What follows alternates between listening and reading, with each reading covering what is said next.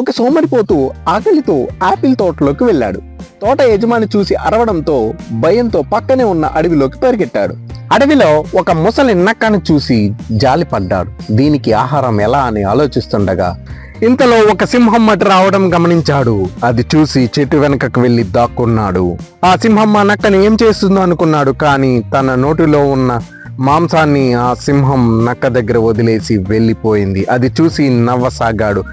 దేవుడు ప్రతి ఒక్కరికి ఒక ప్లాన్ పెడతాడు, నా కోసం కూడా ఒక ప్లాన్ పెట్టే ఉంటాడు. ప్రతి ఒక్కరిని దేవుడే పోషిస్తాడు, నన్ను కూడా ఆయనే పోషిస్తాడు అని వెయిట్ చేయసాగాడు.